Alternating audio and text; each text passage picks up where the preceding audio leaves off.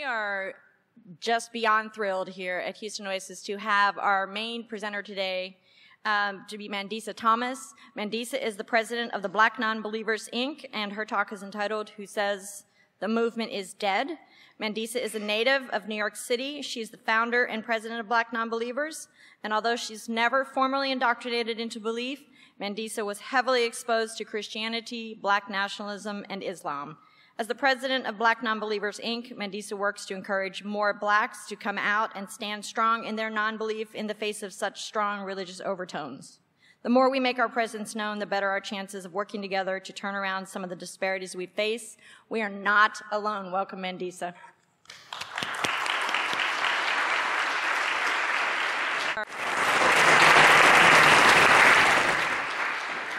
Good morning, everyone. I bet y'all didn't think I was going to be this spirited, did y'all? Just kidding. Thank you very much for the warm welcome. I'm very excited to be here with Houston Oasis today. And I'll just say that this has been a very, very busy travel week for me in particular. I went from Nashville last weekend to DC to Pittsburgh, and now I am here. But it has been a wonderful adventure and a wonderful journey, and I want to talk to you today about the movement and why it is not dead, as some people try to proclaim. So, a bit more about me. As seen if you subscribe to the Humanist magazine, you would have seen 5 fierce black women humanists on the cover of the July and August issue. And it is the first time that in the Humanist magazine's 77th year of existence that there were people of color, particularly black women, that were featured. So this is a first for them. And I'm also, this is so fun to say that I was in Playboy in the same July-August issue of last year. And one of the quotes from the article from the writer, who was a former pastor, said that his most encouraging moment of the weekend of the American Atheists convention came when he introduced himself to me, and he learned about Black Nonbelievers as an organization. For those of you who aren't aware of us, we started in Atlanta. We are a 501c3 organization, and we started in Atlanta in 2011. 8 years later, we now have 14 affiliate groups across the United States. So when we talk about growth, that is just one example. But I do want to first talk about the definition of community, because as we see here in Houston, as we see across the United States, we are building communities. And so in speaking of how they grow and what they mean and what they should mean, it's a feeling of fellowship with others, and as a result of sharing common goals. I'm going to take this off here. Thank you. All right, good. So it's a feeling of fellowship with others as a result of sharing common attitudes, interests, and goals. It also means a similarity or identity. So we are gathering under the banner of atheists, agnostics, humanists, secularists, etc. And there is nothing wrong with that, let me say. There is nothing wrong with building community and banding together under these identities. Especially once we leave religion. Religion does not have the monopoly on fellowship and bringing people together. Let me make that clear.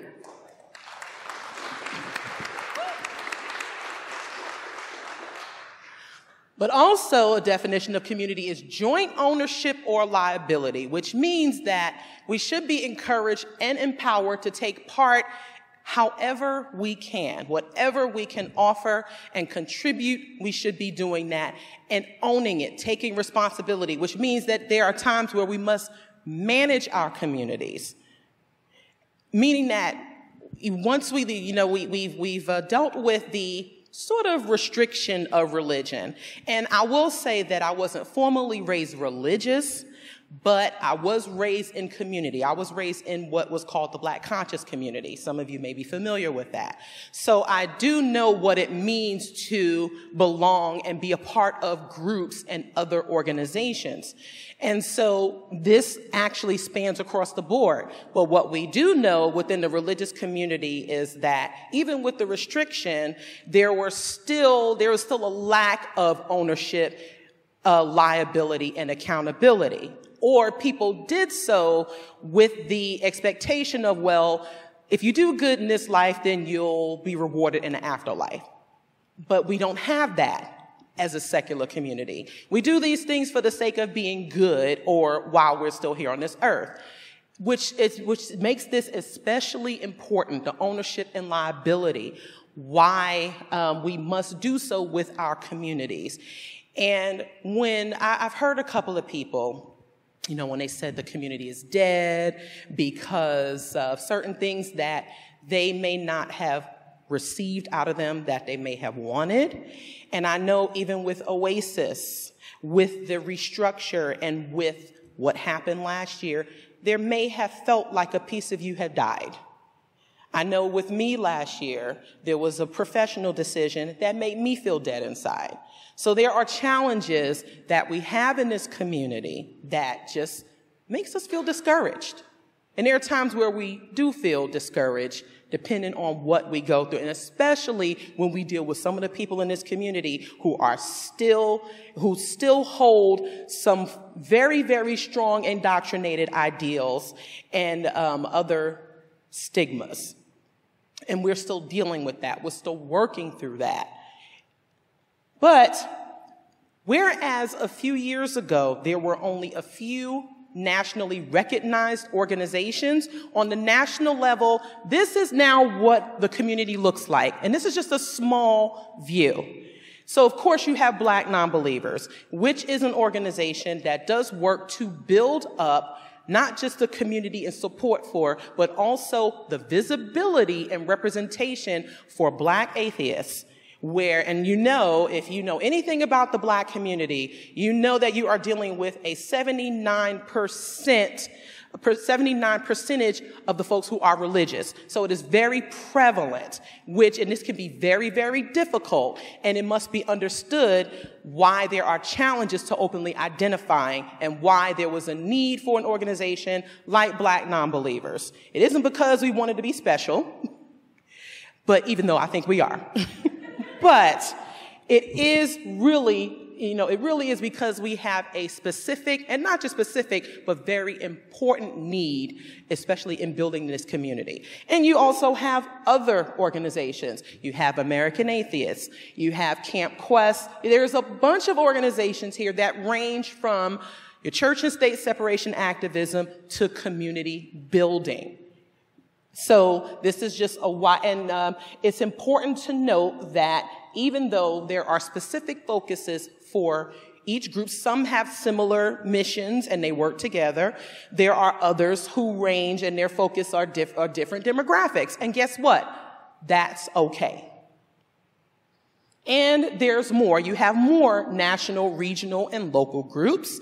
I'm sorry that I did not include the Oasis network here because it is a large network. But you also, in the community, you have bloggers, writers, you have podcasters, you also have organizers, but most importantly, you have the people. The community is nothing if you do not have the people here to bring in and support and help to do the work. And although there is an I in community, it's all about we. And so here are just a few pictures from, gosh, I wish it was a little bit larger. But in our communities, we do different things. So we may have gatherings like this on a Sunday morning or Sunday afternoon, as we do in Atlanta. We don't like to monopolize people's time. We don't like to keep them at bay all day long, as many churches have done, and they still do. But we do different things. So we have our gatherings. Some of us, and this isn't just relegated to Black nonbelievers, but also other groups. Some of us participate in service projects where we get out, clean up the community, help the homeless, etc. And more are congregational or even just fellowship like this. Some of us also, we may go on cruises or have fun events where we party and bullshit. That is okay to do. But at the end of the day, we also do change lives. And in 2017, Black Nonbelievers launched a campaign called Being Changes Lives, where our members and allies submit testimonies about their journey out of religion and finding Black nonbelievers. And I'm proud to say that a few of us, especially one in particular, has submitted a campaign, she submitted a testimony. And it was very, very powerful. And what this does is when we tell our stories, when we encourage our members and attendees to, when you have your community moments, and this only takes a moment to do and a moment to read. The more you read the experiences of people from different backgrounds and how they left religion and how how their lives have been transformed, it makes a huge difference. And so never, ever, ever discount the importance of what we do. And you see other people who, someone said to me, where you're a very white group. Yeah, that's okay. That's changing. But I understood what that meant. The question is, can someone who is white support Black nonbelievers in wearing our merchandise and supporting our organization? The answer is yes. And not only should it be yes, you absolutely should. So keep that in mind.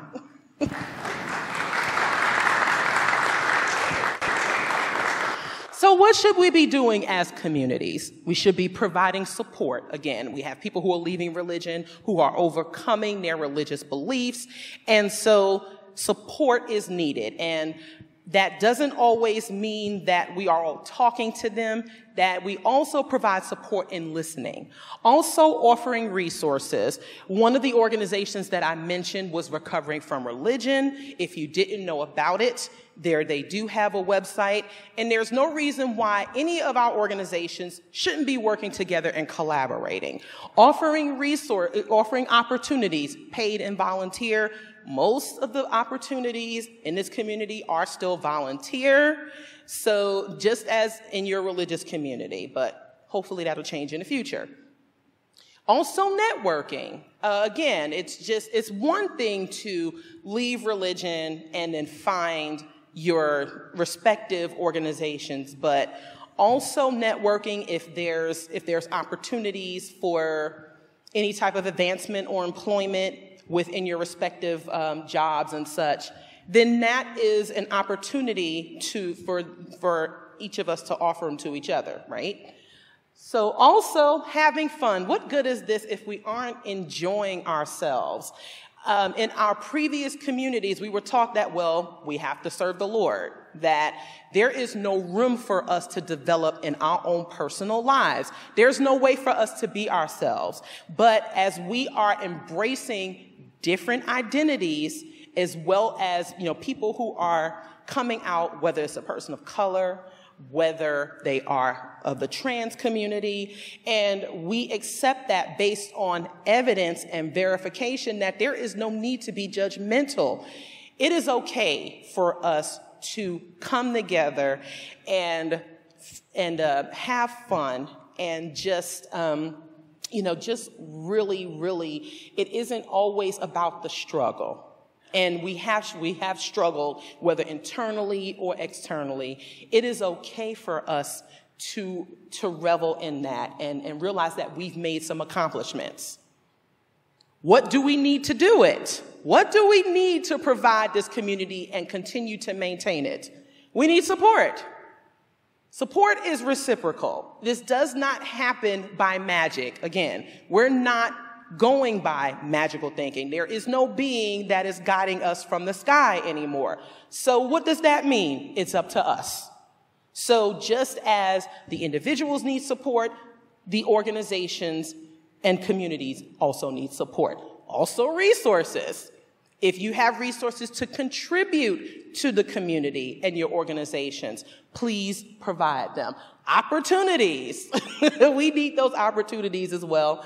Networking and the encouragement to have fun. I know my fellow organizers can relate to this.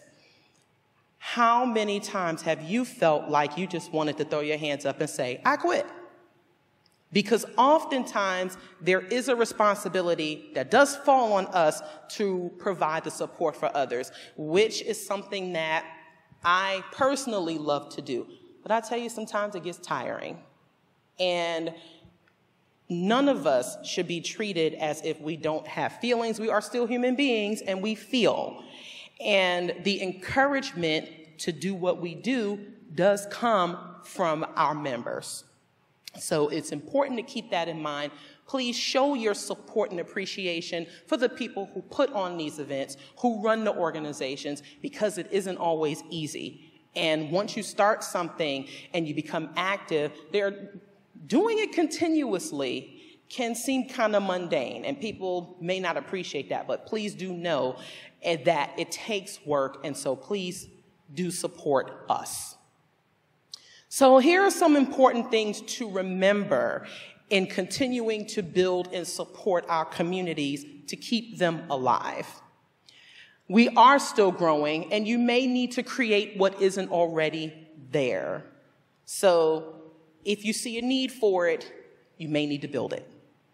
And that is often a very intimidating and scary thought, because getting something started, you don't know how it's going to go, but there are other organizations, other people you can look to. And sometimes with Black Nonbelievers, it wasn't that we were the only organization out there, but in Atlanta, there was certainly no other space where Black folks could go in the community where they could connect with like-minded individuals. So guess what we had to do? We had to create it. Also, recognize that every group or community isn't for everyone, and know the difference between lead and supporting roles. If you are supporting an organization that is specifically for one demographic, and you realize that you don't totally fit into that you don't totally fit into that demographic, please know that it isn't always up to you to be the authority. Let the people who are running the organization do what they do, and if you can offer support and some input, then that is good, but do not seek to lead and always run the organizations, specifically if they are targeting certain demographics. You utilize, but don't use fellow organizers, members, and resources. It's okay to, it's okay to call on folks or to refer to certain things, but when you do it over and over and over again, these things can be depleted. So just keep in mind, and this is what I said before about showing your support and appreciation for your organizers. Be genuine, dedicated, and sufficient. Please don't only attend certain meetings or don't participate with certain groups. We understand that people have lives and there's families, so it may be like a revolving door. However, if you are going to get involved, then please do so because you really want to help others, even if it does help you, and be reliable. I'll tell you one of my personal pet peeves is tardiness. I can't stand being late, and I can't stand when other people think it's okay to be late. Now, we understand that things happen, right? But being sufficient, dedicated, and genuine means that, especially when you are in an organizational role, means that you are being there to support your team, and being there on time does help. And also, realize that if you don't come correct, you will be checked. Again, this is an organization, our communities now, we are based on people who are holding ourselves and each other accountable for things. So we have individuals who may come to groups, they may approach us with purely selfish intentions. And I will tell you from my time of being involved with this community, those who are ranting about the community being dead have done something detrimental to themselves and tried to push it into the community, and people said, no. They were like, no, you cannot come into this community and do this. So therefore, if you are coming basically on some bullshit, and I will tell you, people who have been involved with Black nonbelievers knows that some of anyone will be qualified and will be checked. And it isn't just a one-time thing. I give plenty of chances. So if you have to be removed from our organization, that means you did something really wrong. And we shouldn't be afraid to tell people, okay, you are doing this. If you keep doing it, you cannot come back. Because guess what? There may be a place for you to do that stuff. You just can't do it here. It is okay. And I know that that was part of what has happened with Oasis, is that when you are notified of a person's detrimental actions, they cannot go ignored, and they cannot go resolved for a long period of time, because what will happen is you will drive people away. So for the sake of the many, it is best to check those few to make sure that, things keep going. But yes, absolutely holding ourselves accountable, holding our members accountable is absolutely important in our communities. That's a part of the management process. And before we move forward, I'd like to turn your attention to two major events that Black Nonbelievers is having this year. One is in conjunction with the Black Skeptics Group and Women's Leadership Project. It's the Women of Color Beyond Belief Conference that will be taking place in October of this year in Chicago. I know this is the South, but it's the Midwest, so it shouldn't be too far. But anywho, it's the first conference of its kind that will feature all women of color presenters who are leaders, organizers, and who work in this movement. And everyone, if you are able, should attend. Because what this shows is, again, it shows the growth. And I have been fortunate and honored to engage a number of people in this community from all backgrounds. And I'm most excited when I meet other women, especially women of color, who are very active in their respective communities. And it has always been my mission to help get them the recognition that they deserve. And so we're doing that at this conference, and we hope that you all will consider attending. There are flyers on the table in the back. And the second one is our third annual cruise convention, which is titled BNC Con 2019. This is the third year that we are putting on this event. We're going to be aboard the Carnival Horizon, which is sailing out of Miami, Florida, and going to Ocho Rios, Jamaica, the Grand Cayman Islands, and Cozumel. And one of our speakers, you may know him, is Darrell Ray. How many of you are familiar with Darrell Ray? Very good. He's an awesome, awesome individual. The author of the books The God Virus and Sex and God, and who started the Secular Sexuality podcast, which is now, I think that's a featured program on the Atheist Community of Boston's network. And you also have myself, you will have our board member, Bridget Crutchfield, and a couple of other activists that come from the Black atheist demographic.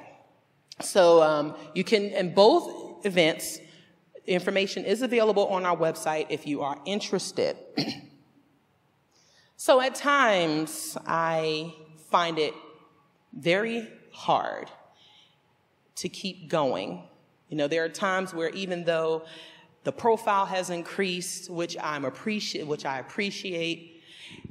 There are times where these things get tough. But when you see here, when we think about the relationships that we build, because in communities, that's what we do.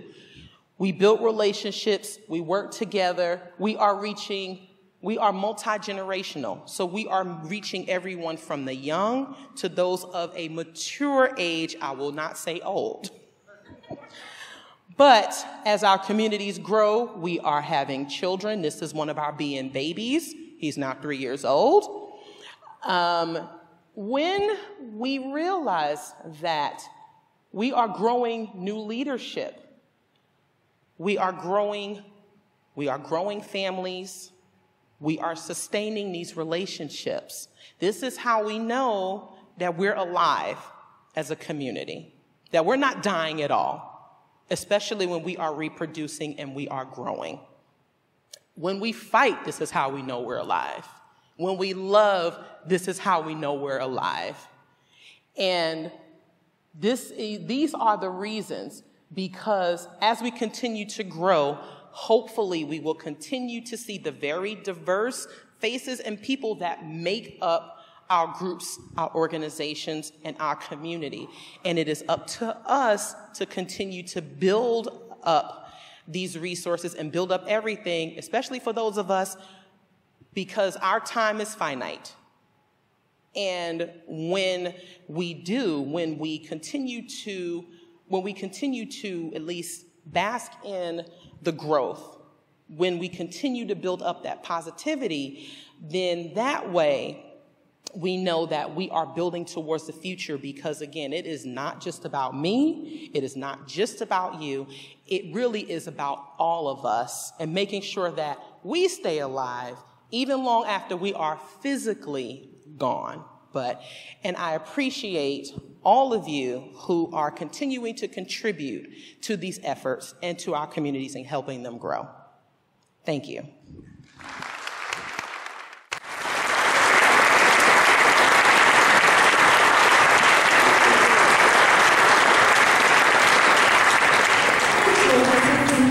We'll do about 10 minutes of Q&A. Okay. All right, if you have a question, just raise your hand.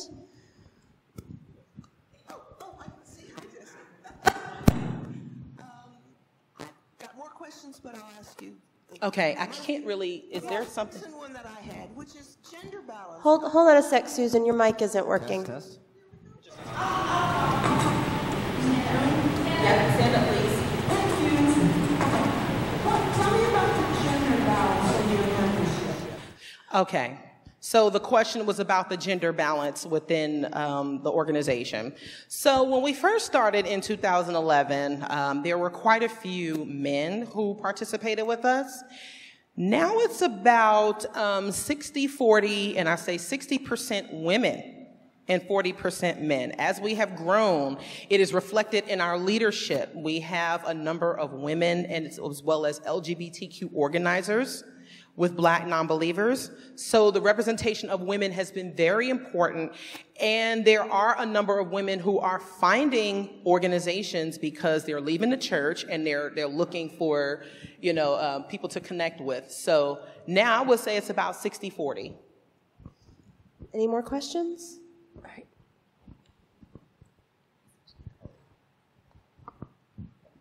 Hey. Hello.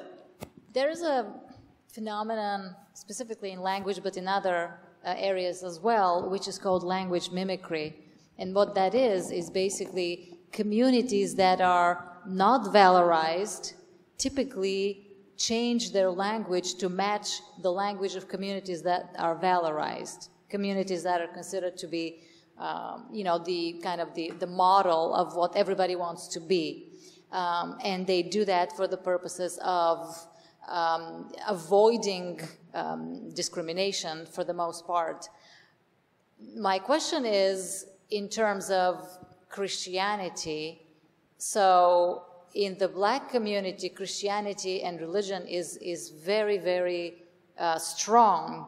And I've always wondered if it is a question of discussion about how, Christianity was the religion of the community that discriminates against the Black community. So is that a question that has ever been discussed? How, if you want to I guess, have a more, I wouldn't say authentic Black community, but Black community that does not normalize discrimination. Shouldn't religion be one area of fierce debate and disagreement or dispute because it was the religion of the discriminator in a way? Is my question clear? Yes, so that's always a point of discussion. And when I present, I do discuss why religion is so prevalent within the Black community. It does have to do with the advent of slavery in this country and having enslaved African captives. And yes, it is the religion that, Christianity in particular, has been the religion that has been used to justify such enslavement. And also, it is the root cause of many other issues within the Black community, which includes colorism and other factors. However, there is a paradox of why the church has been so prevalent. It is a point. There are many Blacks, even Christians, Muslims, etc., who do challenge the institution of the church and how effective it is now. At one point, it was very important to the representation of the community, but also we challenge that it has never represented the entire community. The Black community has never been monolithic. There have always been atheists, humanists, etc. Unfortunately, those facts tend to be obscured, and the Black church has hijacked the image of the Black community. And so as far as language is concerned, I do not think that it is good to perhaps adopt any of the religious language. I mean, so many people have come from it, but there are many communities within the Black community, and so now we're just one of them. And so myself, having not been raised religious, but also a hip-hop fan, so we tend to incorporate some of everything into our organization. And yes, that is very much a point of discussion within our communities. And we are taking the discussion also within the Black religious community. But what I also think needs to be understood, especially by mostly white folk, is that you don't just get to denigrate and just point out. You got to be very careful about just saying, well, why are you people still believing in the religion that enslaved you? That in itself is very racist, and it is very disrespectful. So trying to understand that part better always makes it, always makes the community that now, as far as communication, that should be understood, not just the what, but the why. So I hope that, answered the question, that it is a point of discussion, and we do often discuss it not just within our circles, but within the community at large. Yes. Jesse, was there anyone on your side? We have a question back here. Okay, go ahead. Oh, okay. First of all, I would like to say that I actually came out of the I started as a Christian, raised fundamental Christian, and then I became a Hebrew Israelite, and then I was a part of the conscious community. Do you find that there are a lot of people from the conscious community that have come into the atheist movement? Are you guys outreaching to that community? Because I know that, I don't know if you follow the conscious community for the last couple of years, but it's kind of imploded on itself for various reasons. And I feel like there's an opportunity there because everybody's there's no specific leaders anymore. Everybody's kind of doing their own thing. And they're searching for some sort of community. They're searching for place for people to come together, but it's hard to do that when there's so much infighting. And I also wanted to ask, do you have also other overlapping philosophies and things within your organization, such as environmental activism or veganism and things like that? Because I personally am a vegan, and I feel like for some people it overlaps, or do you kind of put that aside and say, we're just going to focus on as far as humanist sort of things, as far as communicating with each other and building up a community? Okay, so let me stop you right there so I can answer the questions. So having been raised in the Black conscious community, and unfortunately, the infighting and the conflicts are nothing new. Because what's happening is that many Black people see atheism as being the white thing, that you're trying to be like those white people, and that it is somehow, you know, not inherent. There are many people in the Black conscious community who may be deists, or they may be spiritual, if you will. And so they've taken some of those same indoctrinations and applied it and just put a black face on it. And so while I have found that there has been a lot of good information that has come from it, some of it is, has very much been distorted, and there are many people who are just putting a more supremacy on things. They're also not very kind towards women, and Black women in particular. You'd be amazed how a Black woman can go from a queen to a bitch in a matter of a second in that community. And there are many people, especially Black men, who bring that from their Christian upbringing, as well as when they move into the Black conscious community, and they bring it into the secular community. And yes, we do tend to check that. So if there's an opportunity for people to see past, because I had to unlearn this idea that absolutely all white people were evil, but I had to, it was important to talk about the institutions of racism and what the white collective has done without always having to point the finger specifically at individuals. And there's been about, not everyone can do that. And considering the trauma that we are still dealing with in our community, that is very difficult for a lot of people, and there's still work to do there. So hopefully there is some, you know, we've been able to connect with some in the Black conscious community, or some, because we are, you know, very pro-Black in what we do. It just means that we don't have to be anti-everything else. Now, as far as overlap with other ideas and other, you know, what people hold near and dear, we do have people who are vegan within our organization, within our communities. There are some people who may be more environmentally conscious. And so we make efforts to, you know, implement those things, but we just try to make sure that the primary focus is building the community around those who, because even within like the Black vegan communities, there are still some issues, and some of them are still very heavily religious, and there's also some misinformation there. So we do a multiple, we have members who are members of, you know, members who belong to multiple organizations, or they may be vegan, but what we do try to encourage is that even if someone is vegan, or if someone is, you know, whether they're still a meat eater like myself, that doesn't become a point of contention, that we can all work together and share good information without disrespecting each other, even if we practice things that don't always align. Yes, I saw her.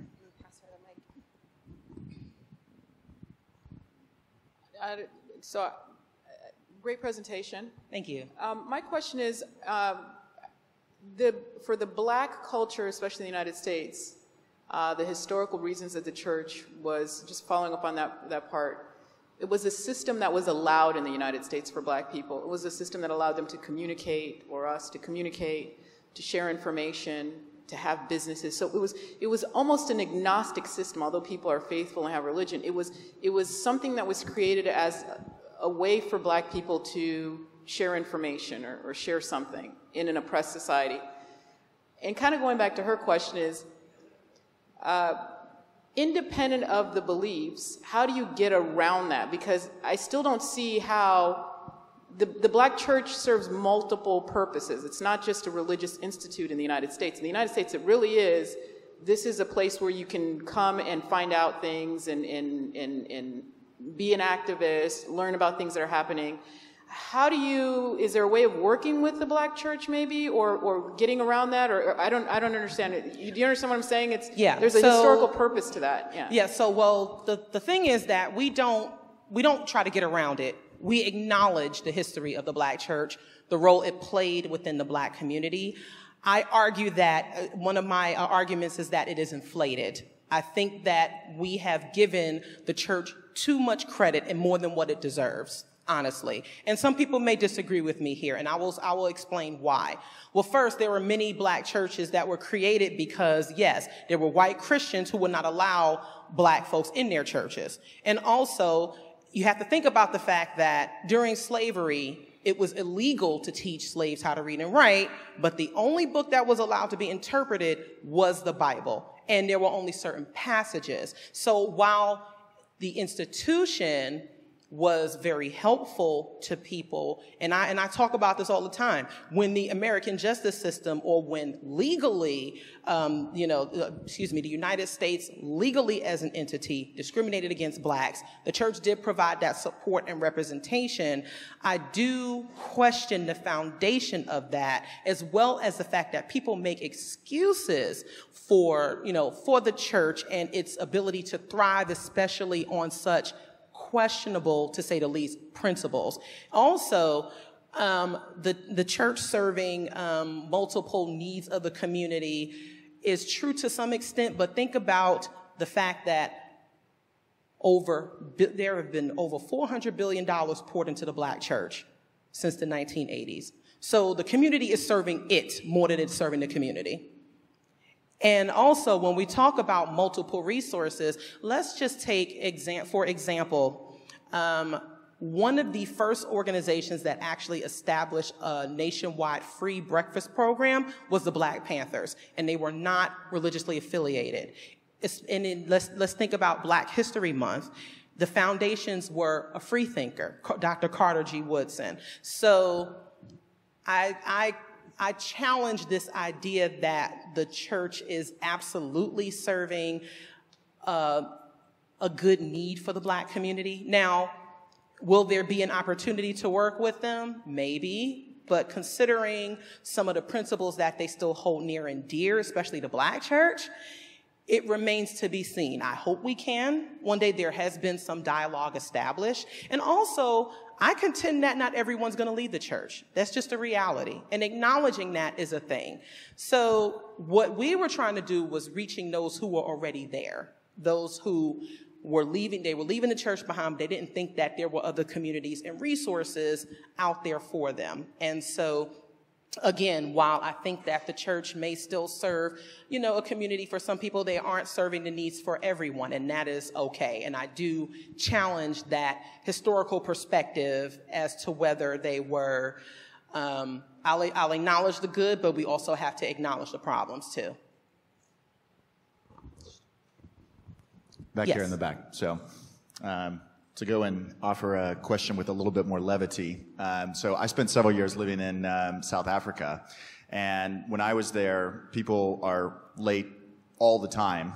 And whenever that happens, they say, "Well, we're just operating on African time." Mm-hmm. And then in the U.S., my Black American friends informed me that there was a corresponding thing called CPT going on here. And so whenever you mentioned about the importance of going and being on time, I would just be interested to know, what is your response to those kind of concepts of, well, there's a different kind of time operating here, because I myself am not the most punctual person in the world, so I'm not here to point fingers, but I'd just be interested in, so what is your response when somebody says something like that? Well, I do acknowledge that, yes, and I will say I visited Ghana as a teenager. So I was able to visit Africa, and I'm very appreciative of that, of that experience. And yes, there are in other cultures and with other certain demographics where being punctual may not be on their priority. It may not be a priority for them. That's fine. I don't run on CP time, though. That is just not a thing for me. That is something that I don't take from that cultural perspective, and that's totally fine. There are certain things that we can, take with us, and certainly that I do try to embody, especially that I know of, my ancestors and from the cultures. But we are living in a time today where we can accept some things and then eschew others, and I choose to I choose to do away with that one. But, you know, and that isn't just a people of color thing. That isn't just a black thing to not be on time, because having been an event services manager, which is the next slide here,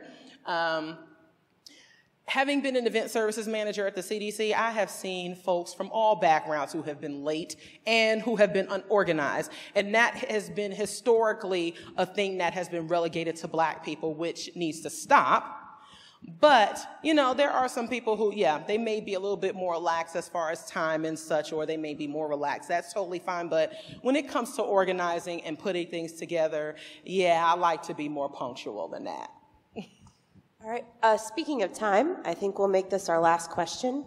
But we're going to be meeting for lunch afterward at Abdallah's Lebanese Bakery. Will you be able to join us and continue the conversation, Mandisa? Yes. And I'd also like to put in a plug before the last question. Okay.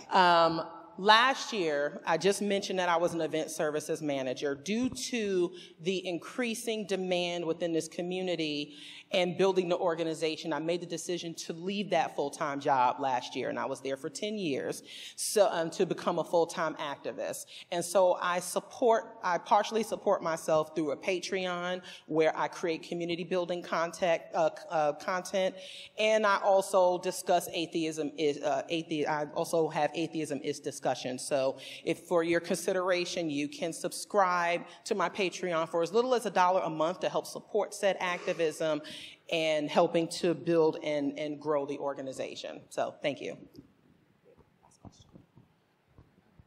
Do you have any advice for us at Houston Oasis to better reach the black community here and be more attractive to the black community and be a better reflection of Houston in general? Well, for one, if there is ever a new Black Nonbelievers of Houston chapter started here, hint, hint, please make sure that you are communicating and collaborating with the groups. Also, don't be afraid to look into events that may be targeted towards people of color or other respective communities and offer outreach as well as table. And you do so under the banner of humanism, that if you find that you have aligning goals with other organizations, then don't be afraid to participate with them. I understand that this is a standalone organization, but please, you know, do participate as a part of coalition building. And, you know, just be careful about saying, well, we're a predominantly white organization, because, you know, people may see that, but it isn't necessary to always point out, because I'll tell you, that'll be a first way to turn someone off. So you might want to be careful doing that, but do some research into other community initiatives that you can participate with in other organizations. And even if you may be turned down, you just keep trying. So I hope that helps. All right, thank you.